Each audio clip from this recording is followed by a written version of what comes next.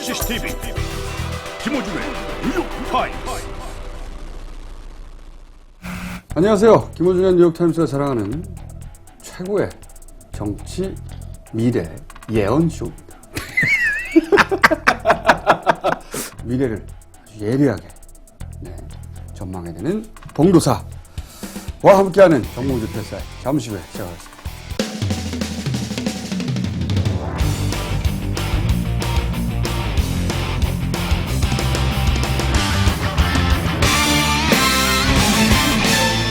대한민국의 정치 현황을 진단한다. 정봉주의 PSI.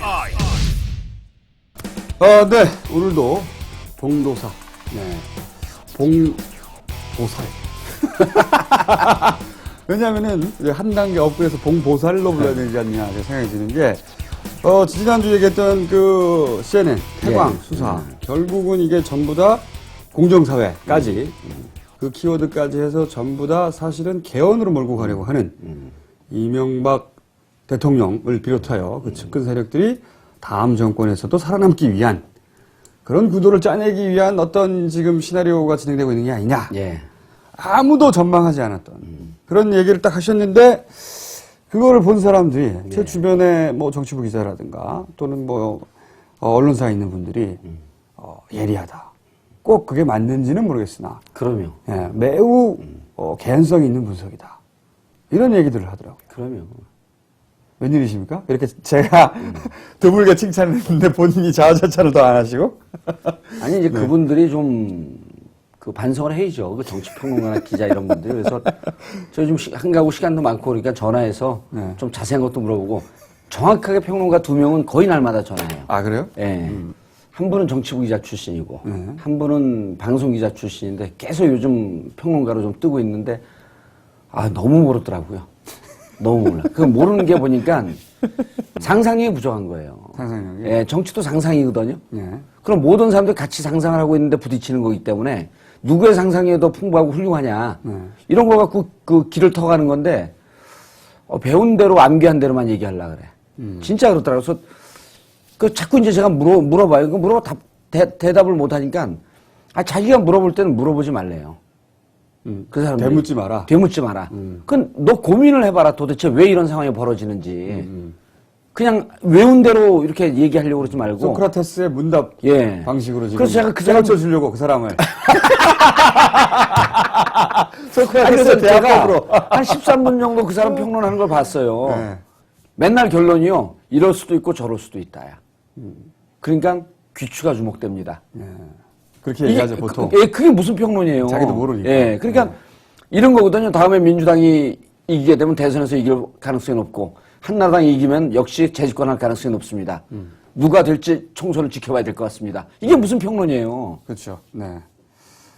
아니, 그건 분석일 수는 있지만, 의원님은 분석이 아니라 예언을 하시니까 전혀 다른 영역이죠. 근데 사실은. 이제 또 우리 제 팬카페에서 싸움이 났는데, 유모 전 장관을 한 사람이 씹으면서, 유시민 전 장관. 유시민 장관을 뭐 씹으면서. 유모라고 하십니까? 여기서 갑자기. 그래요? 유모라는, 유씨 장관이 뭐라고 말을 얘기할 수는 없는데. 근데 그 사람을 공격하면서 이제 막 감론을 막 논란이 되다가, 그러다 보니까 이제 저를 좋아하던 유시민 지지자가 댓글을 썼는데 저를 조진 거예요. 그러니까 유시민 전 장관도 좋아하고 의원님도 좋아했는데, 우리 그 카페 지기가 이제 유시민 장관을 조지다 보니까. 또 팬카페의 지기는 또 의원님은 좋아하는데 유시민 전 장관도 안 좋아하는군요. 좋아하는데 이제 좋아한다 그러면서 비판한 거죠. 그러니까 유시민 장관 지지하는 사람들이 발끈했죠. 그 내가 하지 말라고 몇 번 그랬는데 계속 하더라고. 그 유시민 장관 지지하는 사람은 사실은 이게 봉도사가 배후 조종한 거다. 그러면서 의원님의 평소 분석에 적어 들어가지고. 근데 여기서 이제 딱 유시민 장관 분석하고 빠지잖아요. 뭐 인간적으로 존경하고 유능한 사람이고 그런 거 다 우리가 자락으로 깔고 하는 얘기 아니에요. 근데 개헌에 대해서는 좀 얘기를 잘못한 것 같다. 이 정도쯤 분석하잖아요. 비판을 해도.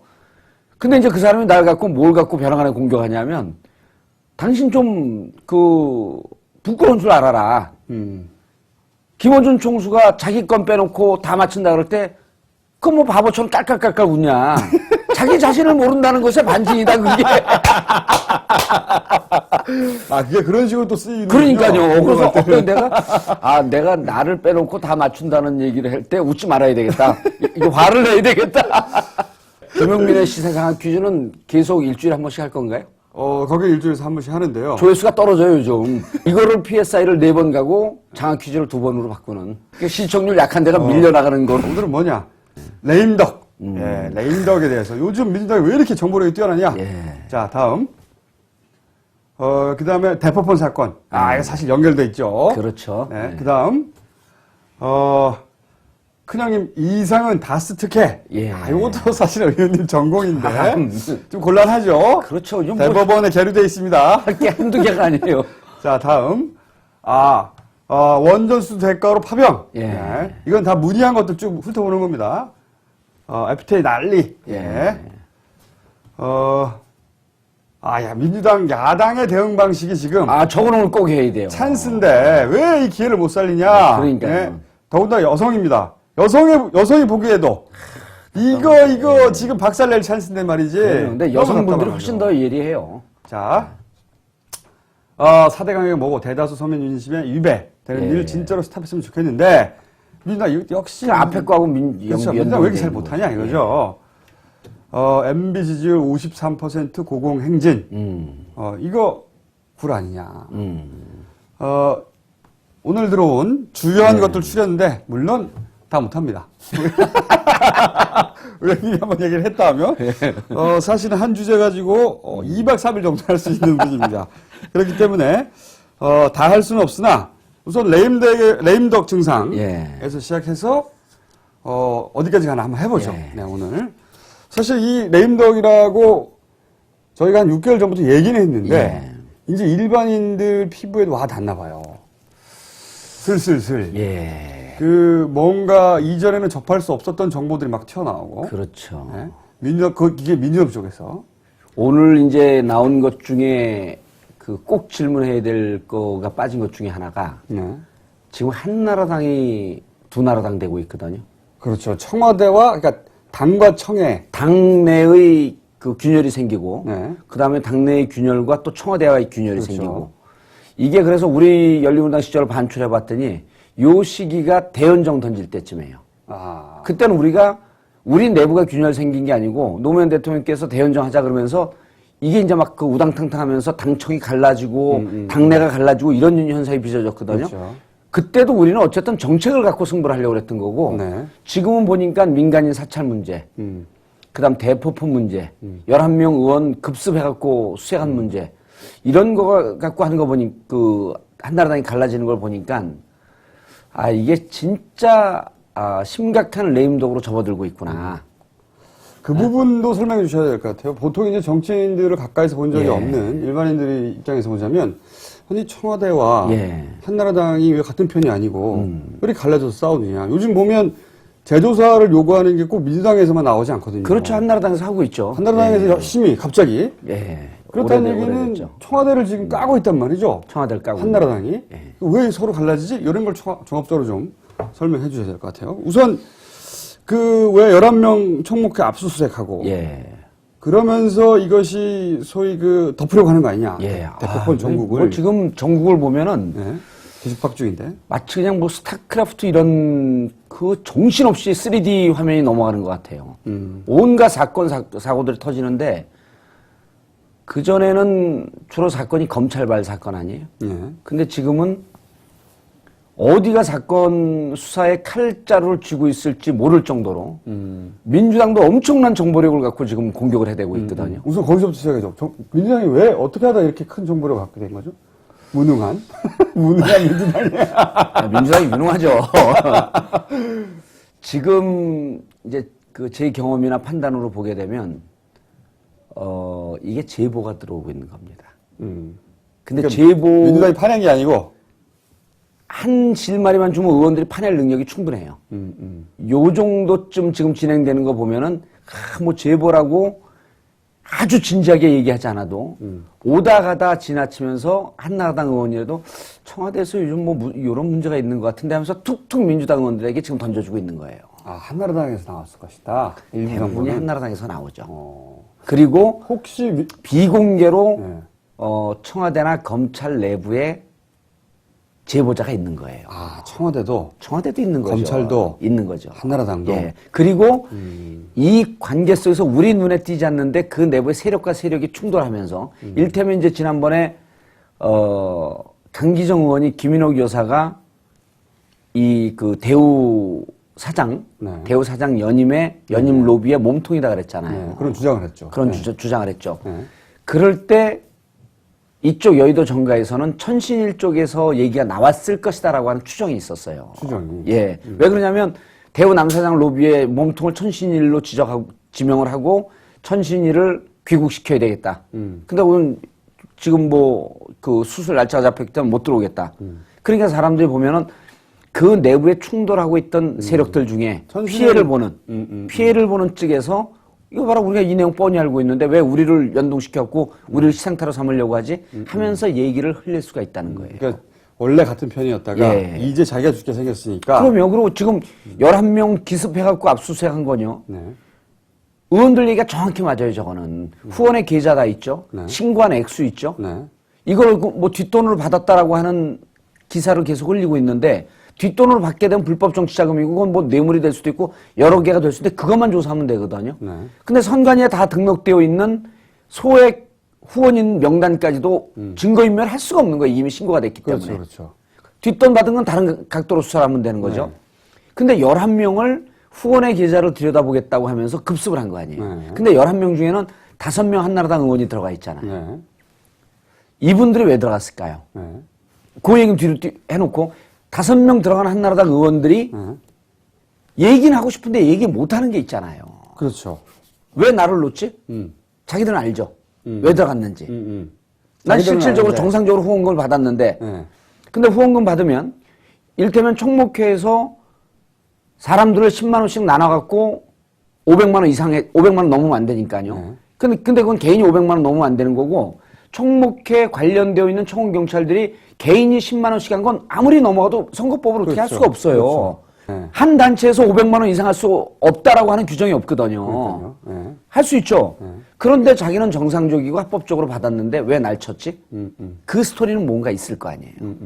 거기서 이제 나온 얘기 중에 하나가 언론에도 이미 공개가 된 건데 박기춘 의원이 대정부 현안 질의에서 이런 얘기를 했어요. 한나라당, 민주당 박기춘 의원이. 네.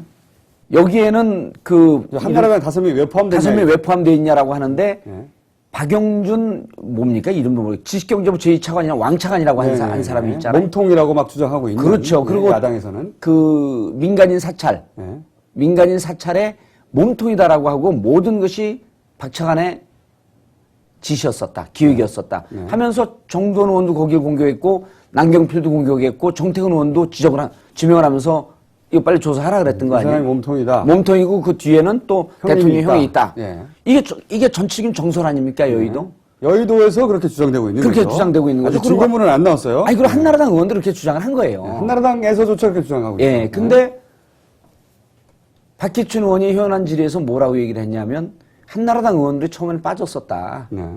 그런데 느닷없이 간 게 박영준 왕차관이 19대 때 국회의원 출마한다고 하는 그 설이 있고 출마를 하려고 그러다 보니까 한나라당 의원들을 속간해서 그 지역에서 자기가 출마해야 되니까 한나라당 의원들 5명이 포함되어 있다라고 하는 설이 있다. 자기가 출마할 곳 예정지 중에. 그렇죠. 5곳을 찍고 그게 우연히 일치로 총목회하고 연동되어 있는 데가 교집합하다 보면 한두 개 지역이 나올 거 아닙니까? 그렇겠죠. 박영준 의원의 고향은 어디인지, 출신 고등학교는 어디인지, 그 지역의 지역구를 갖고 있으면서 총목회하고 연동되어 있는 3가지 조건을 딱 맞추면 어느 지역에 출마할지 나옵니다. 제가 그것까지는 아직 그 연구를 안 해봤는데. 근데 이 의원들이 그 중에 5명 중에 하나가 대상 지역에 있는 거죠. 자기 입으로 못 하잖아요, 그 얘기를. 이거를 민주당 의원들에게 저 국회의원 나가려고 뭐 날치려고 그런 건 국회의원 나가려고 그런 거 아니야? 딱 만약에 나온다면 저 사람이 내 지역구로 나온다는 건 당사자는 알죠. 당사자는 알잖아요. 다른 사람은 몰라도. 예, 국회의원 말 중에 무슨 재밌는 말이 있냐면 우리 지역에 네. 못 보던 똥강아지 한 마리가 지나가도 등에 식은땀이 난다 그래요. 못 보던. 예. 못 보던 개 한 마리가 지나가도 등에 식은땀이 난다 그래요. 영화에서도 보잖아요.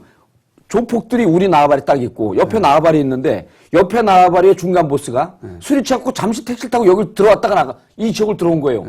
그럼 이 지역 원래 나와바리를 관리하고 있던 조폭들이 중간 보스 누가 떴습니다. 무슨 일인지도 모르고 막. 무슨 일인지 모르고 그럼 이쪽 보스가 그래 전쟁이다. 그런데 왕차관이 올 지역이 5명 중에 1명 있다는 거 아닙니까? 그거는 누가 얘기했냐? 박규춘 의원이 현안 질의를 통해서 얘기했지만 아마 그런 내용은 한나라당 쪽에서 지나가듯이 툭 던지는 얘기다. 아마 당사자나 그 주변에서. 예. 그러면서 이 사건 배당도 이상하다는 얘기가 나왔잖아요. 그렇죠. 그거는 이제 그 또 박모 의원이 주장했죠. 그 민주당에. 네. 그분은 박모입니까? 박영선 의원이. 아 박영선 의원. 갑자기. 아니 좀 신비하게 하려고. 박영선 의원이 그 얘기를 했죠. 네. 근데 이제 통상적으로 우리가 이제 검찰 출입을 많이 해본 사람들 아니에요? 조사도 많이 받고. 네. 의원님은 특히 조사를 많이 예, 받으셨죠. 오늘 제가 이제 그 어록을 몇 마디 말씀드릴게요. 정치인이 출세하려면 검찰밥을 먹어야 한다. 근데 이제 이게 대검에서 조사를 하다가 북부로 내려보냈다는 거예요. 네. 대검에서 뭐라고 지금 얘기하냐면 북부에서 조사하다가 대검에서 쭉 본 다음에 원래 대검 지휘를 받으니까 뭐 의미가 있으니까 해라. 네. 이렇게 정상적인 절차를 밟았다고 하는데 네. 박영선 의원이 이 얘기했죠. 왕차관이 대구 5선고 13회고 아하. 북부지검의 지검장이 아하. 5선고 왕차관 한 해 후배인 14회다. 아. 이걸 우연의 일치로 볼 수가 있겠느냐. 박영준. 그건 추정이 가능한 거죠. 네, 왕차관이 예. 사실은 검찰에 어떤 입김을 넣어서 이 사건을 자기 후배가 담당하도록 밀어 넣었다라고 하는 추정이 가능하지 않냐고 지금 박영선 의원이 주장을 했다. 예, 그거는 김어준 씨만 얘기한 겁니다. 난 그런 얘기 한 적이 없어요. 그런데 우리가 검찰을 통상적으로 보면 두 가지 추정을 할 수가 있어요. 네. 첫 번째, 대검에서 북부지검으로 내릴 때는 사안 자체가 이어령 비어령 사건일 수 있다. 귀에 걸면 그러니까 키울 수도 있고 죽일 수도 있다. 이거를 키우려고 지금 빡 쳤거든요. 쳤는데 그리고 그 북부지검에 갔을 때는 이제 첫 번째로 박영선 의원 주장대로 하면 왕차관과 실질적인 커뮤니케이션과 소통이 되는 쪽이기 때문에 자기들 마음대로 이 수사의 강도를 조정할 수 있을 것이다. 두 번째로는 공식적으로 나타난 거는 북부지검에서 해. 근데 정치권에서 막 반발하면서 정치권에서 여야가 다 난리가 났어요. 그럼 대검에서 북부지검에서 조사해본 결과 이 사안은 정치적으로 파급력이 있고 좀 과도한 수사를 한 것 같다. 하면서 도마뱀 꼬리 자르듯이 잘라내기가 부담스럽지 않다는 얘기입니다. 대검에서 들어가면 당신들 대검에서 이걸 왜 하지? 이 정도 문제가 심각해? 합법적으로 이 후원금을 받은 건데 이럴 때 대검은 발을 못 빼는 거예요. 근데 북부지검에서 하면 발을 뺄 수가 있어요. 대검에 하면 바로 검찰총장까지 연결되고. 그렇죠. 네. 그럼 북부지검에서 한 것을 과연 이게 모를 수 있냐? 그러면서 검찰은 뭐 그 자세한 경위를 보겠다. 그러니까 이제 또 그 민주당 의원들이 그랬잖아요. 권혜진 민정수석의 연수원 10기고 이기란 법무장관 연수원 12기 검찰총장 김준규 검찰총장 11기 10기 11기 12기인데 이런 것을 보고 안 받고 했을 리 없다. 사실은 청와대의 지휘하에 인지하에 수사가 된 것이다. 그런데 왜 하필 대검이 아니라 북부지검이냐. 그러면은 박영준 왕차관이 19대에 예. 출마할지도 모르는 지역구하고 연결되는 거야? 이렇게 얘기가 또 흘러나오는 거고. 그렇죠. 근데 이제 아까 우리 재밌네요. 예, 우리 시청자들이 이제 궁금해하던 것 중에 UA 원전 수출이 사실은 우리 군부대 파병을 대가로 원전 수주한 거 아니냐. 네네. 이미 UAE의 원전 뭐 2조인가 얼마짜리 20조인가 얼마짜리 그거 뭐 수주했다 그럴 때 그때 언론에서도 문제 제기하고 정치권에서 문제 제기했어요. 그래도 나왔었죠 이미. 나왔죠. 네. 당신들 파병을 대가로 해서 그것도 누구한테 흘러나오냐면요. 거기에 관여하고 있던 사람들 입을 통해서 흘러나온 게 우리한테 잡히는 거예요. 근데 그때 뭐라 그러냐면 정부가 아닌다고. 파병과는 전혀 관계가 없다. 그렇죠. 거짓말 검토한 적도 없고 그때 딱 오리발 내밀었거든요. 근데 지금 세월이 1년 지나고 나서 생각하는 거죠. 보니까 결국은 파병과 연동이 되어 있잖아요. 지금 왕차관에 대한 문제제기 나오는 게 지금은 저럴 수가 있을까? 라고 문제제기인 것 같지만 사실은 이 정도쯤 되는 얘기라고 한다면 이미 그 내용을 기획하거나 밑에서 알고 있던 사람들이 이쪽에 정보 소스를 줬거나 아니면 정보를 막으려고 해도 이게 이 정보 방어벽이 무너지고 누수가 생겼다는 겁니다. 이걸 전문 용어로 그 내부에 타이트한 결속력이 와야 된 것은 레임덕이라고 하는 거예요. 별로 전문 얘기 아니죠. 전문 용어는. 전문 용어 아니에요? 아까 그 뭐 똥개 한 마리가 지나가면 되게 시급해. 그런 게 전문 용어.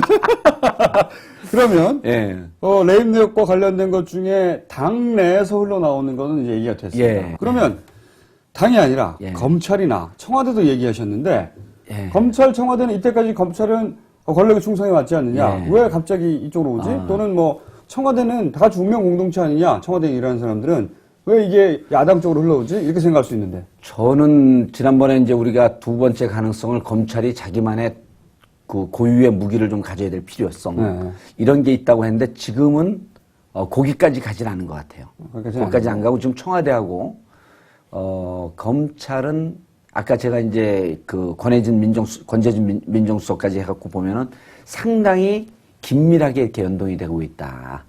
긴밀하게. 여기까지인 것 같아요. 그래서 청와대하고 검찰은 긴밀하게 교감이 되고 있다. 그런데요, 우리가 다 지금 대포폰 그러거든요. 대포폰은 누가 얘기를 해줬죠?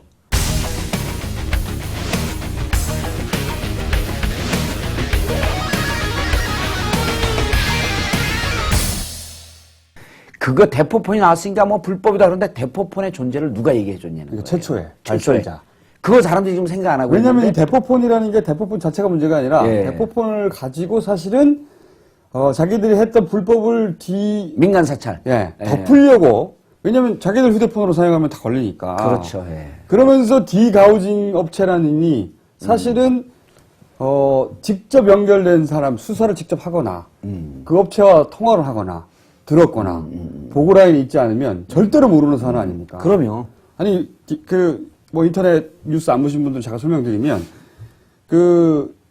지금 지워야 할 예. 사찰 데이터가 하드에 있는데 보통 지우는 방식 가지고는 검찰이 다 복원한단 말이죠. 복원 전문 업체들이. 예. 그러니까 아예 복원조차 할 수 없게 하드를 뽀개도 사실은 일부는 살려낼 수 있어요. 살려내는 거죠. 그러니까 완벽하게 어떤 전문 업체도 살려내지 못하도록 강력한 자기장으로 지우는 방법이 있단 말이죠. 예. 그런 업체들이 있는데 그런 업체와 통화해서 그 하드를 보냈다. 그게 대포폰을 한 거 아니에요? 그렇죠. 그 사실을 도대체 어떻게 알 수 있냐 이거죠. 이거는 정말 제보가 아니면 알 수 없는 알 수 없는 거예요. 저는 대포폰 존재 때부터 이제 이게 문제가 있다고 대포폰 존재를 누군가 알려준 거 아니에요. 그래서 저는 지금의 이제 작금의 상황을 딱 분석을 보면은 청와대하고 검찰이 왜 기민하게 지금은 교감이 되고 있다라고 이렇게 볼 수 있냐면 청와대는 대포폰과 민간 사찰을 덮었어야 되는 거예요. 그래서 11명 급습할 때 11명 의원들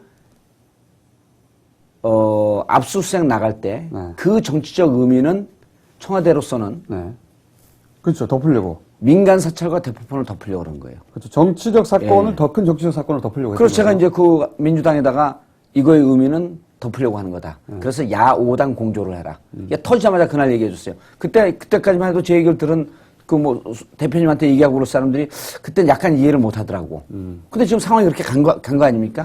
자, 그럼 청와대는 그걸 덮어야죠. 대포폰 심각한 겁니다, 이게. 그렇죠. 그 다음 검찰은 또 뭘 덮어야 되냐면 국회에서 무슨 얘기를 하고 있었냐면 스폰서 검사에 대해서 특검해야 한다. 그랜저 검사에 대해서 특검해야 한다. 그러니까 지금 국회를 공동으로 특히 여야를 묶어서 공동으로 잡아놔야 할 필요성이 양쪽에 동시에 있었던 거예요. 청와대는 대포폰 덮어야 되는데 대포폰 민간 사찰은 민주당에서만 얘기하는 게 아니라 수사 부진했다, 문제 있다라고 하는 것이 정두원, 정태근, 남경필 다 얘기한 거 아닙니까? 그 청와대는 싸잡아갖고 국회를 덮어줘야죠. 그다음 검찰에서는 스폰서 검사 대충 조사하고 말았잖아요. 그랜저 검사 또 나오잖아요. 이걸 갖고 특검한다 그러니까 그래 국회를 또 덮어야 돼. 그러니까 양쪽이 국회를 덮어야 될 공동의 필요성이 있었고 어쨌든 대포폰 그래서 이제 11명 얘기가 나온 거예요. 그러니까 지금 나머지 조사할 부분들 대포폰 문제라든지 민간인 사찰 부분에 대해서라든지 이건 국무조정실 이런데 해갖고 압수수색 다 하고 청와대까지 압수수색을 해야 되는 거 아니에요? 그런 건 안 하고 느닷없이 11명 의원들만 한 건 양쪽의 의지가 일치됐는데 근데 때리면 때릴수록 덮치면 덮칠수록 자기들이 감추고 싶은 얘기들이 점점 큰 게 나오는 거예요. 네, 그렇죠. 그러니까 대포폰을 그 증거 인멸하는 7월 7일 날 대포폰을 구입해서 네. 건네주고 그것을 그 하드를 지우라고 했고 네. 이런 게 사실은 조사해갖고 네. 나오지 않습니다. 아, 그래요? 조사해갖고 어떻게 나와요? 제 말은 검찰이 조사하는 과정에서 나온 게 아니냐. 검찰에서 흘렀을 가능성은 없는 것 같아요, 이번에는. 아, 그렇게 보세요? 예. 이거는 청와대에서 나왔다? 청와대 국무조정실 그다음에 한나라당에서 정보를 그 갖고 있는 쪽 이런 쪽에서 흘러나온 거예요. 그게 제가 궁금한 건 이겁니다. 청와대라고 하면 뭐 이명박 정권과 운명 공동체 여건이 하는데 청와대 절대 그렇지 않습니다. 아, 그래요? 청와대 그렇지 않습니다. 이제 이게 그 중반부 돌았으면 무슨 얘기냐면 자기 살궁리 한다는 표현들이 나와요. 그렇겠죠. 예. 정권은 유한한 거 아니에요. 그렇죠. 무한한 게 아니거든요. 네. 그럼 여기서 내가 내 스펙 관리하고 내가 어느 정도로 청와대는 보면요. 정권이 바뀌잖아요. 정권이 바뀌어도 하위직 공무원들은 거의 다 그대로 있어요. 그렇죠. 지난번에 이명박 대통령이 들어가자마자 하위직 공무원까지 다 물갈이 하려고 하다 크게 문제가 됐었거든요. 네. 그 사람들이 있어야지 청와대의 업무 연속성이 생겨요. 돌아가니까 기본적으로. 근데 그 5급까지 5급 이하는 그대로 놔둘 거냐? 네. 아니면 3급, 4급도 그대로 놔둘 거냐?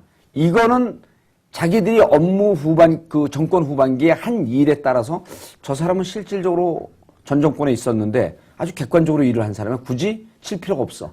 이런 평가들 다 하거든요. 그럼 자기들 살아날 궁리를 찾아야 될 거 아니에요. 대포폰?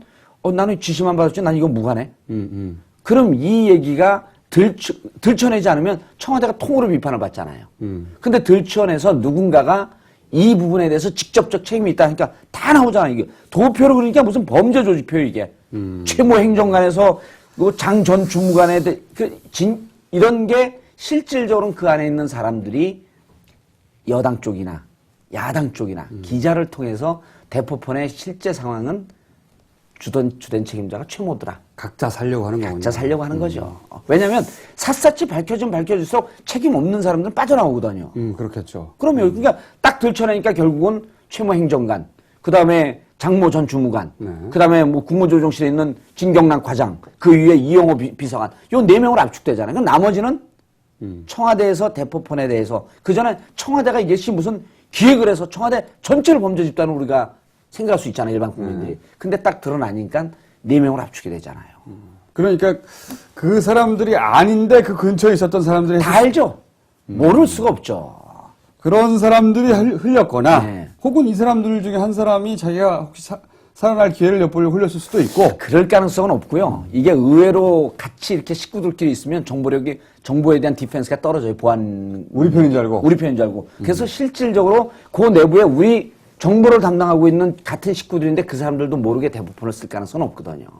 그러니까 대포폰이고 디가오 중 흘러나온 거고 뭐 총목회 11명 압수수색이고 그럼요. 이런 것들이 전부 다 레임덕과 연결되는 예. 겁니다. 그죠?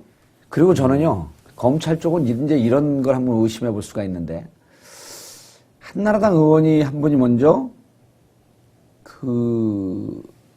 이게 11명 압수수색 하면서 영장이 정본이었냐. 예? 원본, 정본, 등본 이렇더만요, 이번에 보니까. 이게 원본이었냐. 그걸 이춘석 의원이 문제 제기를 했어요. 어허. 근데 그거를 당시 압수수색하는 사람들은요, 잘 몰라요. 정신이 없었고. 압수수색 당하는 사람들은. 그렇겠죠. 예. 근데 이게 11장을 복사를 해서 검찰이 자기들 직인을 찍은 등본이라는 거 아니에요?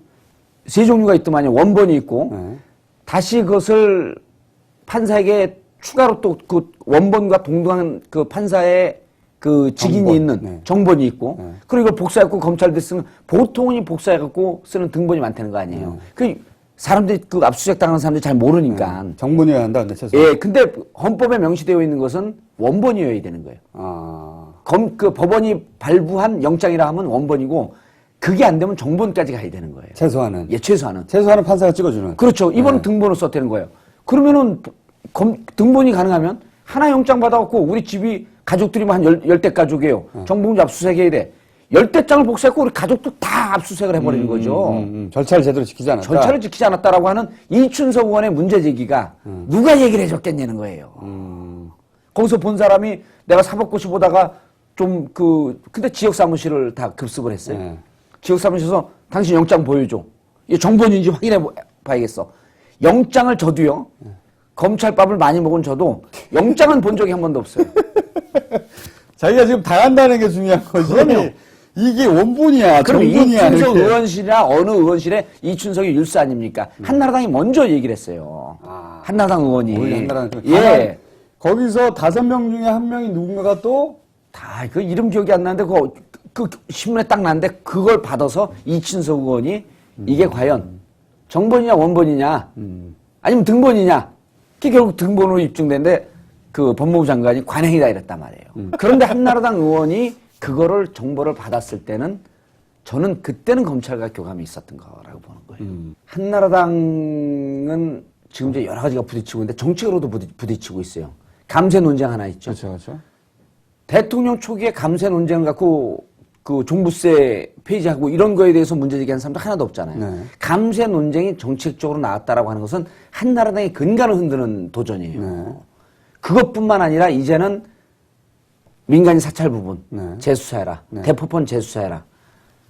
이게 청와대에 대해서 한 언론에서는 항명이라고 표현했어요. 네. 최고위원에서 이런 얘기가 나오는 게 이대로 가다가는 이런 겁니다. 우리도 그런 표현을 많이 썼는데 한나라당과 청와대는 타이타닉호다라고 평가하고 규정하고 있는 거예요. 자기들이 지금 정권이 저지르는 이런 실수들 때문에 독박을 쓰고 있다는 거죠. 총선 때 자기들이 날아갈 것이다. 다 날아가는 거죠. 라고 그리고, 이제 그리고 위기감을- 제일 민감한 수도권 의원들이 문제 제기를 하잖아요. 정도는 수도권 아닙니까? 정태훈 수도권. 물론 사찰 받은 것 때문에 화가 나는 것도 있었지만 이 수도권 의원, 남경필 수도권 의원 아니에요? 네. 자기가 붙박이로 재선 3선한 지역에서도 날아갈 수가 있는 거예요, 이제는.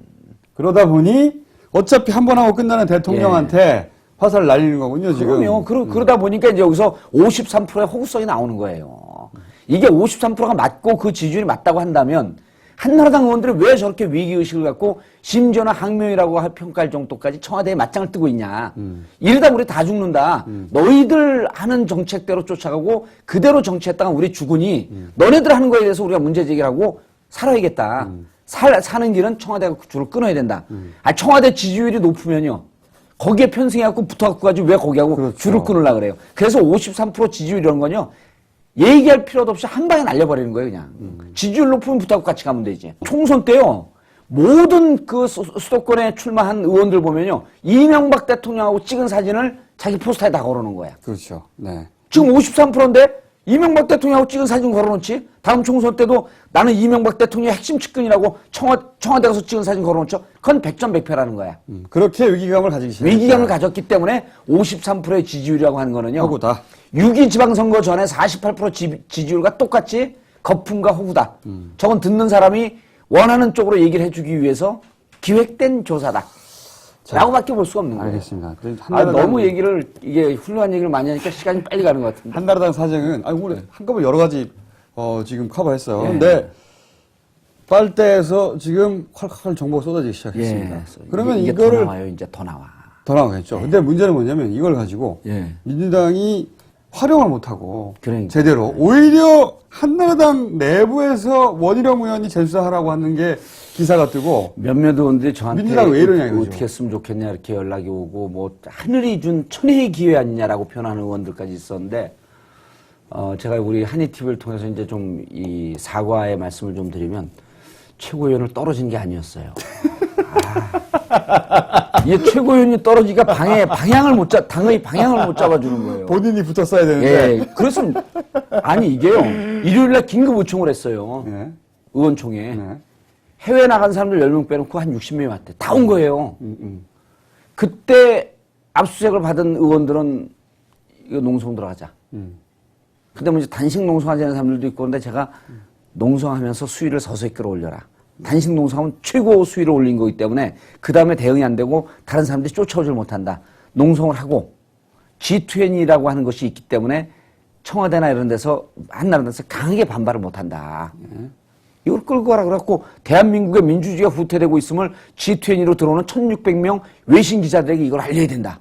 그때까지 끌자.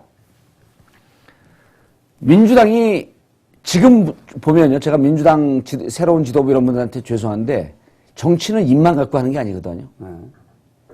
이 부분에 대해서는 정말 국민들이 공부를 할 수 있는 대포폰 지나가던 사람이 불신검문했는데 대포폰이 나왔어요. 그 사람 경찰이 대포폰 사용하지 마세요. 그러고 돌려보낼까요? 아니죠. 대포폰을 갖고 있으면 곧 범죄의 개연성이 있기 때문에 바로 들어가서 전과 조회하고 최근에 행적 조회하고 네. 지문 찍어갖고 뭐 이거 수배된 적 없는지 싹 조사하죠. 네. 그런데 대포폰을 대한민국의 청와대가. 정치의 최정상에 있는 청와대가 대포폰을 갖고 있었어요. 근데 이게 얼마나 큰 사건입니까, 이게? 이거는요, 민주당이 이 문제 해결하지 않기 위해서 우리 정치 안 한다. 정치 일정 가지고가 말 같은 소리도 하지 마라. 그럼 민주당이 자빠져야 되는 거죠. 아니, 멀쩡한 사람이 자기 범죄자랑 몰면은 항의하잖아요. 근데 여기는 상대방하고 싸우고 있는데 아주 큰 떡을 안겨준 거야. 네, 그렇죠. 그리고 이건 저절로 온 게 아니라 저 사람들이 이 권위주의 정권이 내부가 균열되면서 나온 정보거든요. 네. 이거는 진짜 잘 쓰면 질탁동기의 기회가 되는 거예요, 이게. 안에서 쪼고 밖에서 깨는. 네. 아무런 액션 안 취했잖아요. 그러니까 왜 그러냐, 이거는. 이해 안 가요, 저도. 민주당은 왜 그럽니까, 도대체? 그때 이랬다 그러더라고요. 농성 문제는 월요일날 다시 의논해보자. 정치는요, 다시가 없습니다. 다시 논이 어딨어요. 월요일날 되니까 이미 기운이 나빠졌어요. 그리고 이미 또 상대방이 다른 대응을 하는데. 그럼요. 국회 로텐도어라더니 딱 차고 제가 방법까지 알려줬어요. 이거 압수수색 당한 의원들 5명 플러스 이거 지금 울고 싶은데 뺨때리 준 격이 나온 거거든요.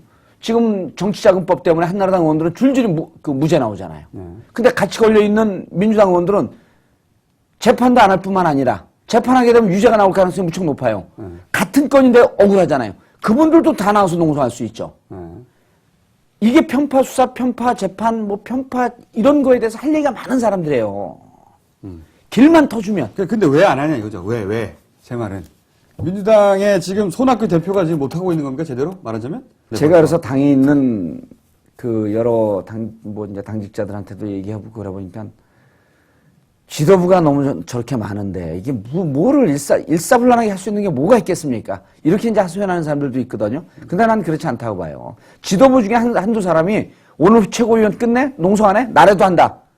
압수수색 당한 사람하고 나라도 할 테니까 농성하려면 하고 말려면 말아라. 이런 결단을 갖고 있는 이 전투사가 있어야 되는데. 의원님. 예, 민주당이요. 민주당이 18대 들어와서 한 2년 반 정도 흐르면서 전투를 해오지 않았기 때문에 싸우고 각을 세우는 이러한 DNA가 다 죽어버린 것 같아요. 민주당이 이러는 건 결국은 지도부가 메가리가 없어서 그런 겁니까?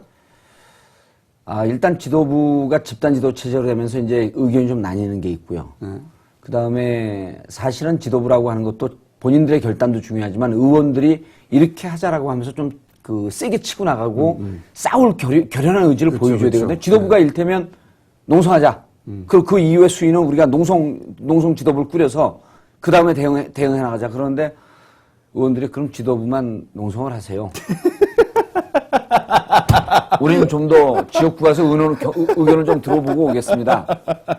이런 지도부가 맥이 빠지는데 지금은 양쪽이 같이 묶여져 있는 것 같아요. 지도부도 지금 리드를 못하고 있고. 의원들도 이 부분에 대해서 대포폰이 이게 민간 사찰 대포폰이 얼마나 심각한 겁니까? 그렇죠. 그거에 대한 위기의식은 있는데 내가 나가서 싸운들 뭐가 이게 해결될까?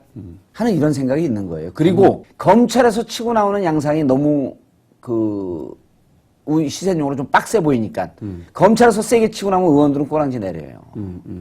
그러니까 혹시 나한테 무슨 문제가 있지 않을까? 라고 하는 것에 대한 지레 겁먹은 측면도 저는 있다고 봐요.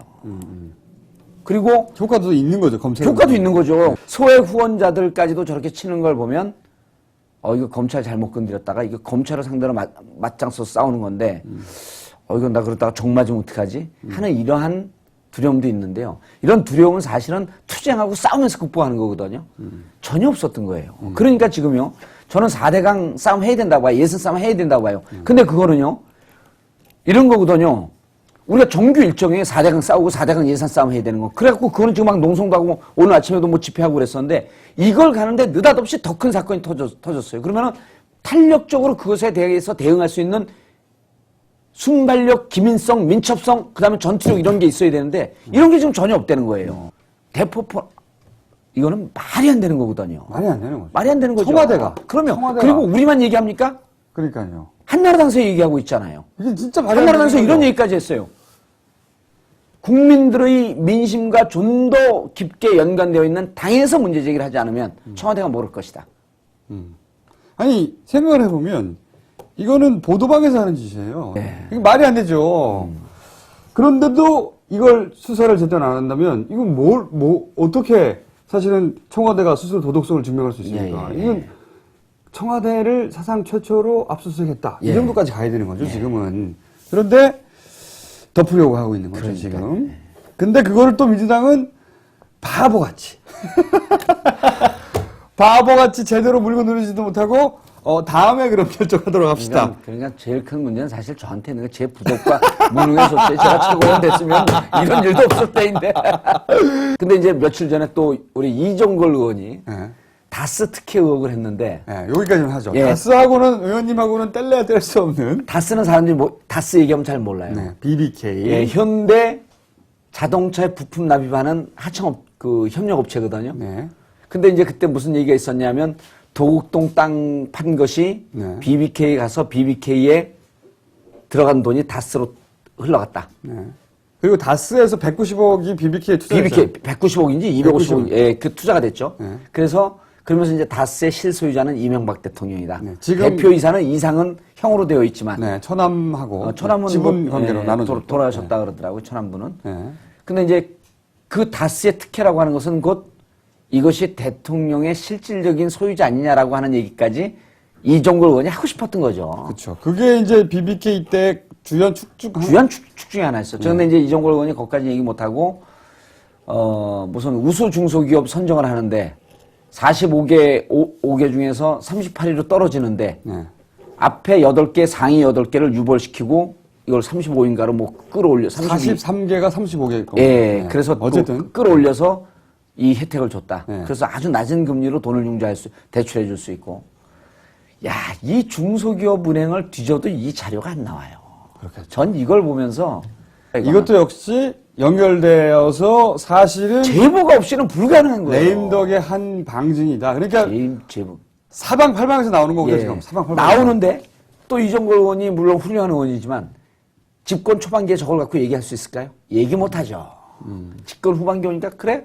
석양에 지는 해가 뜨거우면 얼마나 뜨거우냐고 얘기를 한 거예요. 아, 이거 표현 좋네요. 예. 석양에 지는 해가 뜨거우면 얼마나 뜨겁겠냐. 이건 어디서 나오는 전문 용어입니까? 아니, 그건 제가 이제 수시로 고등학교 2학년 때 우리 아버지한테 야단 맞고 나가는데 사과해래 우리 어머니께서.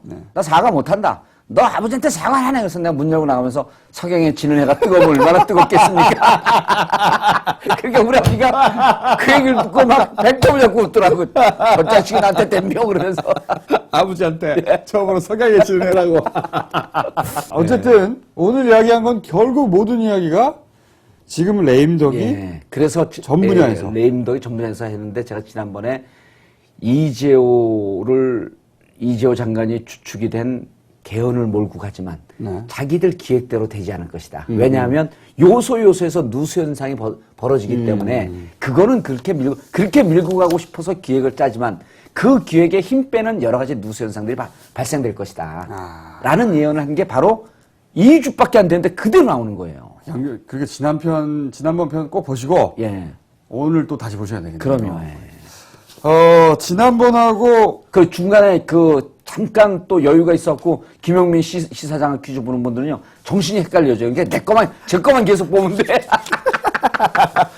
어쨌든 오늘 여기까지 해야 될 것 같습니다. 이명박 정권의 레임덕에 대해서 오늘 예. 얘기를 해봤는데 사방팔방에서 레임덕이 이 정도쯤이면 영어로 이제 out of control 통제가 안 되는 거예요. 그런데 이 절호의 찬스를 바보 같은 민주당은 살리지 못하고 있다. 상황만 조금 더 예견을 하면요. 이렇게 누수 현상이라고 하는 것을 본인들이 압니다. 그래서 다시 한번 군기를 잡고 기강을 잡고 타이트하게 조여요. 네. 그래서 요 정국이 한 2, 3개월쯤 갑니다, 또. 이게 정비가 돼요. 이제 G20이 끝나면 내부 군기 잡고 내부 정비하고 그러면서 쫙 조이면 한 또 두세 달 가요. 그러다가 다시 내년 연초쯤 되면 또 터져나오기 시작합니다. 더 크게 터지겠죠. 그럼요. 그때는. 예. 그러니까 요 상황을 보면서 정국을 관망하시는 게 제가 보기에는 본인만 당선되면 예. 부초로 등록이 될 수 있어, 부초로. 그런데 본인 당선이 아직 안 된 관계로 보살까지만. 네. 알겠습니다. 여기까지 하겠습니다. 감사합니다. 예, 감사합니다.